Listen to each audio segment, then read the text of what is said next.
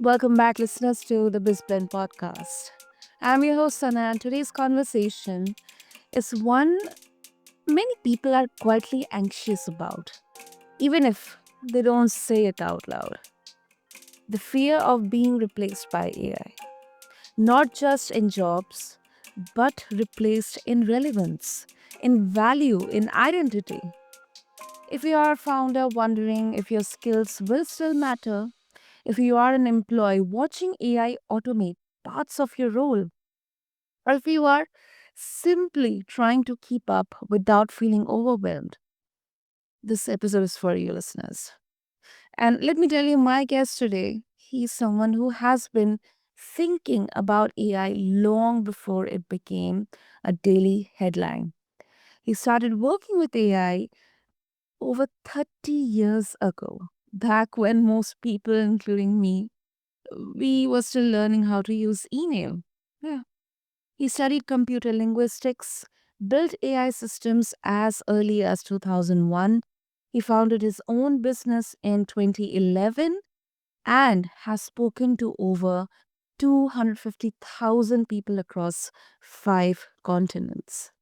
He is also the author of 6 books on AI, including The Single Handed Unicorn, which is an Amazon bestseller featured by Forbes, who called him a tech visionary. And listeners, he has seen multiple waves of hype, fear, and disappointment. So today, we are not here for slogans or comfort statements.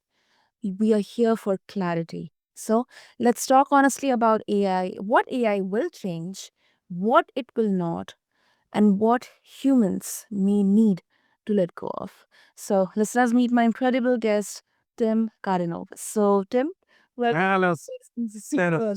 Thank you so much for having me on the show. I'm so happy to be here. Of course, of course. Tim, I mean, 30 years ago, my goodness. Now, people, we all think that, it came just, what, 4 years back. Like the first time anyone like publicly heard about AI was, I guess, back in 2022. But you started working on AI like 30 years back. So let's get to the core here, and let's start with the fear component, because when people say that I'm scared AI will replace me, what do you think they're actually afraid of losing? I think they're actually fearing the unknown. They fear what they don't know and maybe not understand. I see a lot of buzz around AI these days and a lot of hype, and a lot of this hype is created by the AI companies themselves to gain more traction and to gain more visibility. Of course, I'll understand them totally. If I had an AI company, I would maybe do the same and talk about risks and make it a lot bigger than it actually is. I'm not undervaluating AI. I've seen there's huge progresses in the last decades in the field, and I think we can achieve a ton more of things using AI, but Mm. this replacement of us as humans, as some people, and including, for instance, Elon Musk or Sam Altman, this won't happen. We've seen a robotics revolution for the last 40 years, and still there's no massive unemployment globally, and we're creating more new jobs than we are losing. There will be a shift, definitely, but Mhm. not every one of us will be replaced. As yeah, we can go in details in this discussion, and I'm more than happy to talk about this. Absolutely. I mean, I would love for our listeners to uh, be aware of this, because I think more than just the employment part, the fear is more about identity here as well. And if that is the case here, Tim, one question that comes to my mind, does this suggest that AI is or can expose something fragile in how we define human worth? Maybe, yeah. Of course, it's a question of definition, and I see a lot of people uh, achieving huge results using AI, and I call this Mm. the co-creation. I think it's not whether humans or AI, it's both of them, and we can, both of us, we as humans and the AIs, can bring to the table really valuable knowledge and capabilities. And for instance, the core point for me is the AI lacks totally their own goals and their own driving values and impetus in them. And Mm. we as humans, we have this. We have the wish to create something, to bring topics forward and to change the world to the better. And the AI lacks totally this inner goal. And if we come to the table and the AI brings its capability of being very fast and combining things very fast and reasoning very fast, and we as humans, as creators, and with the idea of creating a better world, co-creation is a very good thing.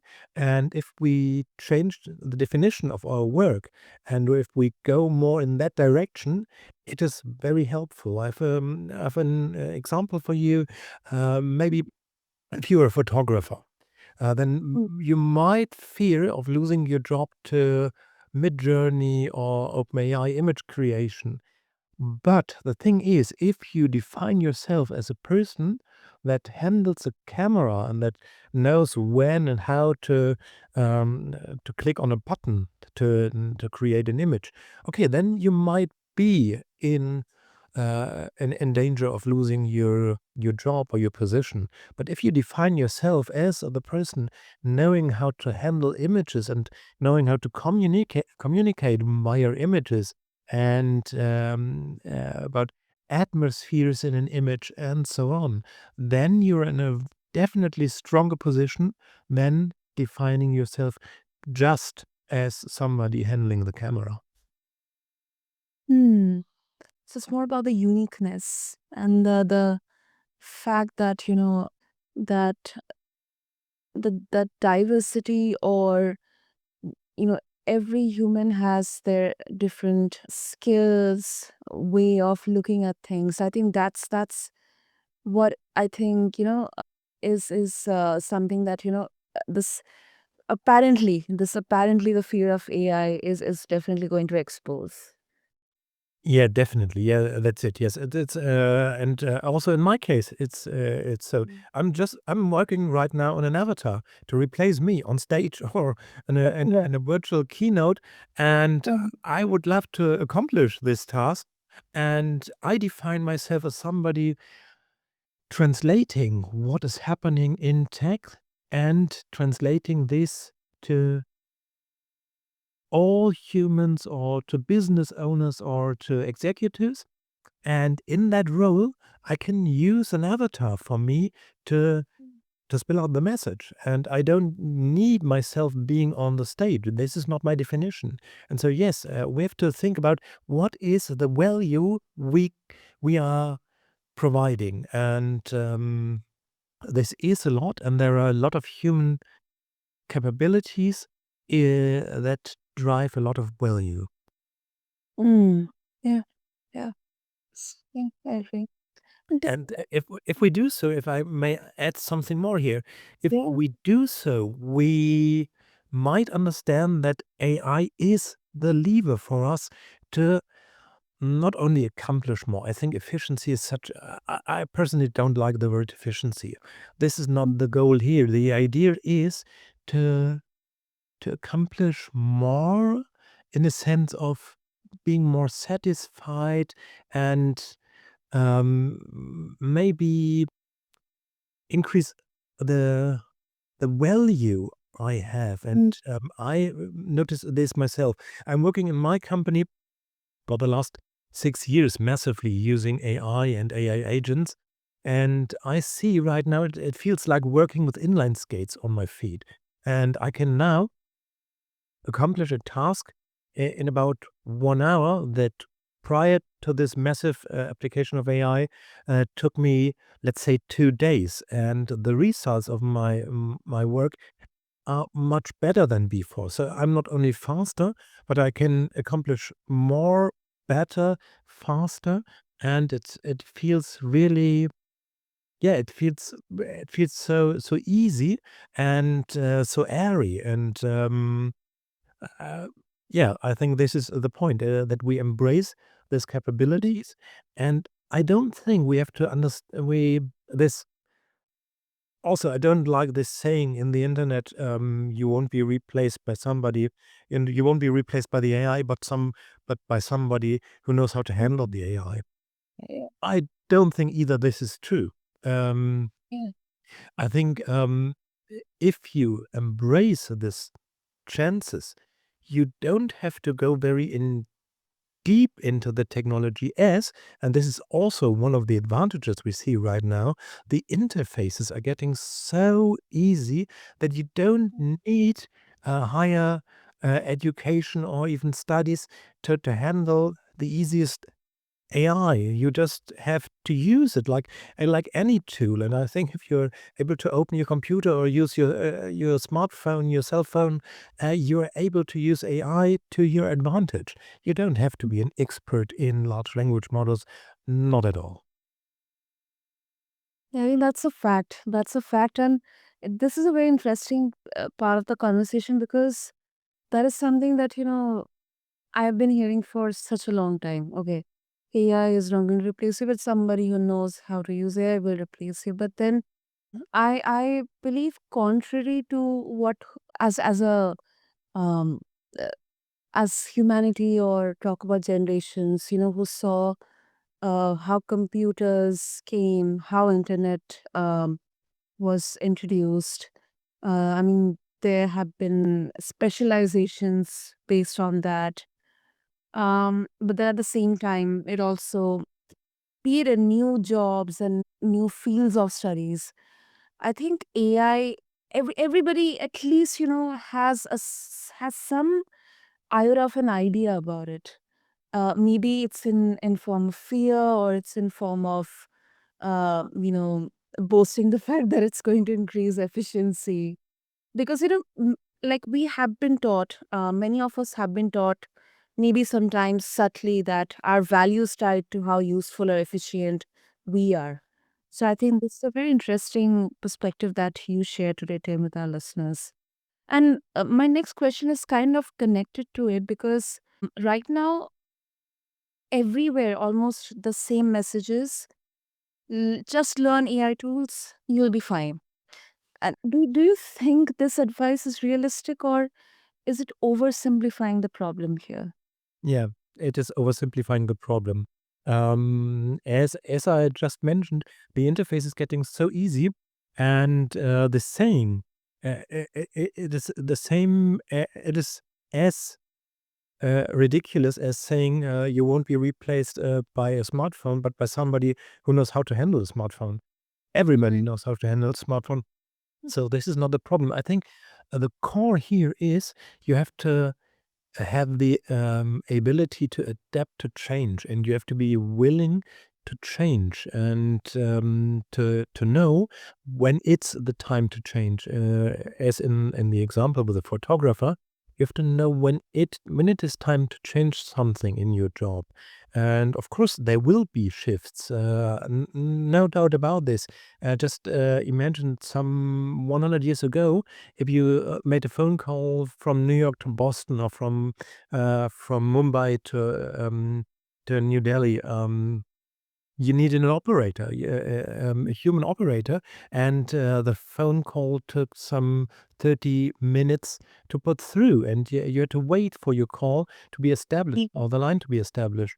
And this was changed from 1920 to 1960, when the last human operators were laid off, and tens of thousands of jobs were lost. But I surely think, I'm totally convinced that nobody of us and nobody of the listeners wants to go back in that era. And now we can establish a video call from Singapore to Sydney in an instant.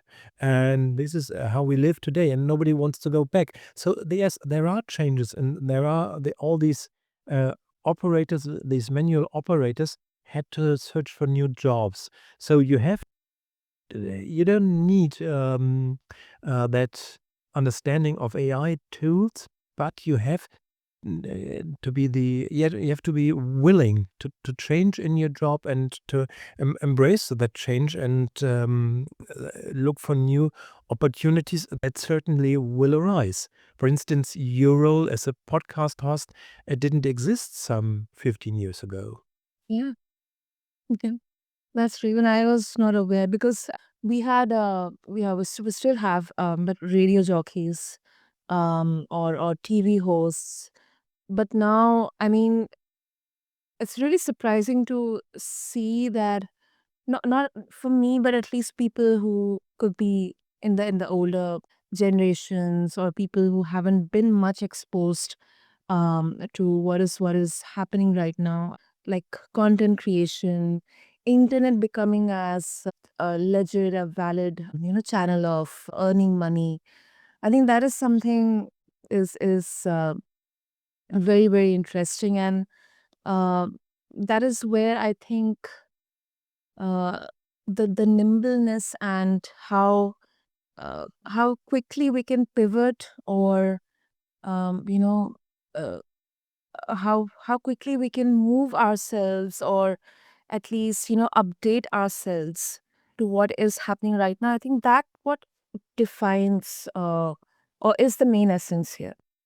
Yeah, that's it. Yes, and also what is more the question: how can we leverage what is accessible right now?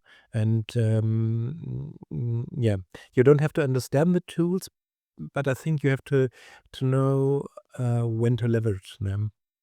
Mm, yeah. Yes, that is also very important. Yeah. So, When to let. and when we're still in the very early, or no, better said, I see a huge division right now between people using tools to make it easier for them to work, and and on the other hand, people ignoring tools and still working the old way. And I think this Mhm. is harder than it had to be. Like right now, there are two extremes. Like people who are using AI for everything, even writing text messages and emails sometimes, and then there are people who are not even aware about ChatGPT, or maybe they are aware but they're not using it. Yeah, Uh, yeah, that's it. and one more, I think it's kind of a bit of a popular narrative here, Tim, that AI will free humans to focus on more meaningful and creative work. Of course, it is eliminating the redundant tasks here, and it can carve out more time, more freedom for you to think creatively. But then history shows that technology does not automatically, like it's the if we try to quantify here, it's not directly proportional to more meaningful work. So why should this time be any different than that? Yeah, that is a good question. And legacy enterprises tend to hand over manual tasks or tedious tasks, let's put it like this, to their teams without thinking if these tasks are really necessary. So I've seen large corporations just putting work into their teams in a not so smart way. And Mm. maybe you're right, and we have to be very careful. And it's not automatically that you are freed to do more creative work. And yes, there are some companies that did not understand this, and they're laying off people. But I think the smart companies use this power to empower their people and to free the work for them. And it's on both sides. Of course, companies are in charge to do so, but as well, you in a corporate job, um, you have to you have the obligation nearly to ask for this and to when you know. But I think we're heading to this direction. Uh, the Gen Z knows that there are tools that could do the work for them, and they will refuse to work for employers that don't offer these tools to them, and they still ask them to do tasks in a way that is so outdated that it doesn't free them. So I think we in corporate jobs and of course as entrepreneurs overall have the obligation to look how can we work smarter, but also the corporations have to think about how we can organize work in a smarter way that leaves more free capacity to creativity. Hmm. And I think this also comes down to the leadership aspect here, because you speak to leaders, speak to organizations around the world. Mm. Um, do you think leaders are being honest about how disruptive AI could be to roles and careers? Yes, oftentimes, not always, but oftentimes. And in leadership, there's a there's a big opportunity here, and of course also the obligation. Leaders have to be the role model. Nowadays, I see lots of leaders and executives using AI, but a little bit this kind of below the table, and they're coming out with brilliant results, and they're not talking openly about having used AI, as they fear that they feel a little bit of shame, and they think this is a shortcut, and they're not allowed to take the shortcut. And so they don't talk openly about having used AI tools. And I think it should be the other way around. If you're heading and if you're wanting an AI driven organization, you should, as a leader, as a C-level executive or in any of these roles, you should talk about openly how great it is to use AI and to lead with a role model. And of course, you have to be careful. There was this huge mistake by Deloitte in Australia, and they had to give back to the Australian government nearly $500 million. Uh, um, dollars, I think, for having prepared a government study with AI, and that had led to massive fails information, and that was not a good case. But if you have the guardrails in place, you should, as a leader, you should be the role model for your teams, and you should use AI in that position. And maybe leaders are not focusing on how to empower their teams. They're focusing more how to lay off more people. But as I said, I think a really smart company that aims to growth, and that aims to think much bigger than before is empowering their people using these technologies. I agree with you. I agree with you. And I think this is definitely going to be, right now, we are going to gradually see a beginning of a different type of leadership here. Because not only we will be talking about intuition or emotional intelligence or having a conscious leader here, but also, conscious in the way that how they can go ahead along with the people maybe you are working with them or working for them in this kind of superficially created rat race in AI. I think what I meant to say is that there is something dangerous about forced optimism. Like, if the leaders, like when people are told not to worry, they would stop preparing, or when um, the the fact that, okay, there is AI, okay, let's lay off 100 people, 200 people at once. Yeah, I that's definitely that's so true. False optimism is not good here, and no, you don't just can't close your eyes, and no, definitely not. You're right. Yeah. And let me also ask something. It can be a bit uncomfortable, Tim, here, that if AI can outperform humans in logic or pattern recognition, um, speed, even creativity, why should businesses choose humans at all, like beyond ethics or regulation? Like, we can go back to that example of photographer that you gave, but yeah. Yeah, because it still fails a lot, and AI still fails a lot and hallucinates, and it has no. Uh, I've observed this a lot in agentic systems also. The AI produces totally good looking results, but they're totally wrong and they're not heading into the right direction. So we need human common sense. And in the AI, there is no common sense.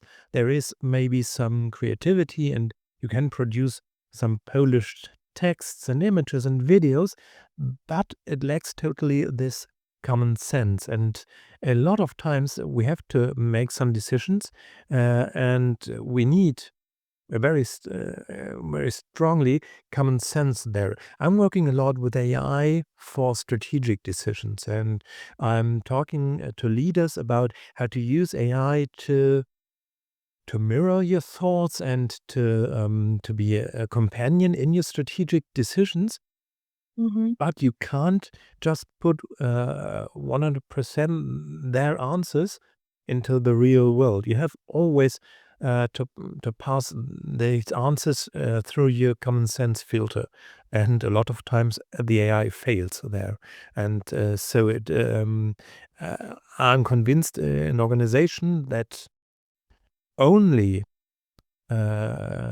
works with AI and without humans with their common sense will fail.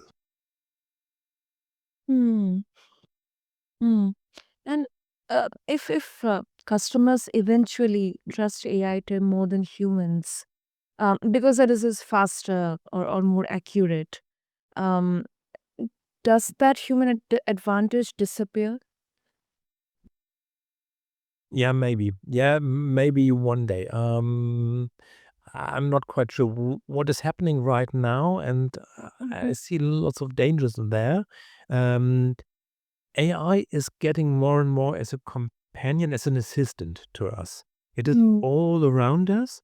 And as I said, I use it in strategic decisions and also in sales, for instance. And we see the AI noticing all our steps and everything we do and everything we communicate, and then proposing us the next best action and the next best step to do. And we're following it. And a lot of times this is a good idea.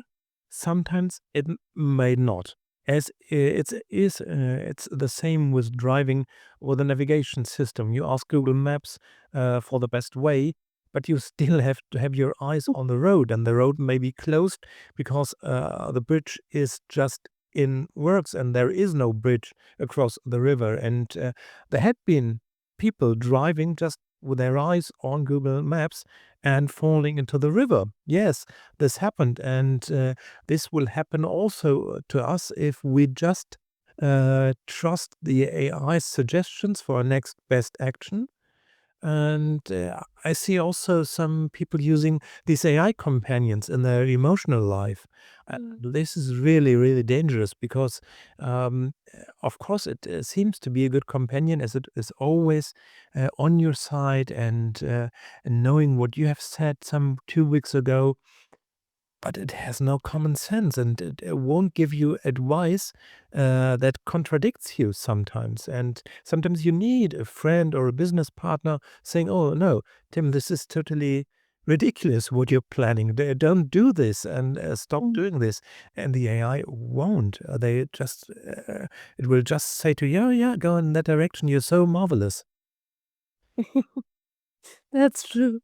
No, that's true. I mean, at least I can see that is absolutely true. And I think this is where I think the role of humans, becomes important. And I think the real tension here, like, because we are at the end of the conversation, I mean, it's safe to say that the real tension is not about saving jobs, but about redefining what humans are actually responsible for.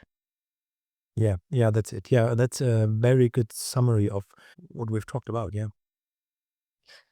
Super. Tim, any last message that you would like to share with our listeners, like before we wrap up?